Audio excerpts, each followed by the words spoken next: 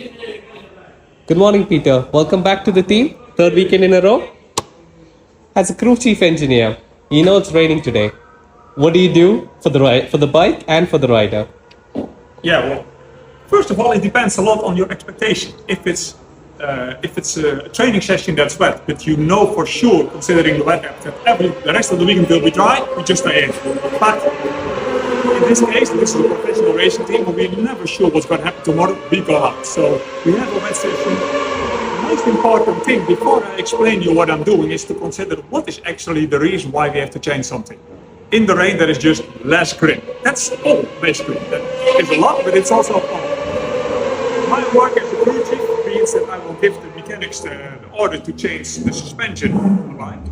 And also, my job will be to change the electronics, because we need to control all that power from this beast in another way. We need to control it better for the wet, because it's so easy to make a mistake with all this power. In this video, first I'm going to explain to you what we do with the suspension. The reason we want to change the suspension, we put softer front spark, we put a softer shock absorber spring in it, and by doing that, we give the bike the same position when you accelerate and when you brake. Because in the dry you have very hard springs, but in the wet you don't brake so hard. So the same goes for acceleration. If you use dry springs in the wet, the bike will just not move enough. If the bike doesn't change position, it doesn't turn, it doesn't accelerate. So in this team, we have an easy life, because we don't need to change just a spring, we change the whole shock, because it's too much work to change just a spring. We have a shock that is a normal shock, but it's prepared with a soft rain spring that's always ready for the mechanics to put in. In the front fork, we have one spring.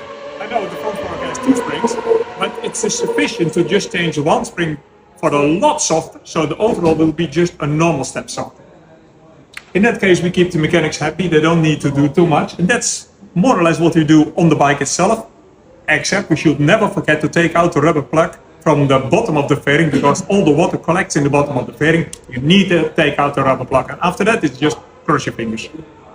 Thank you.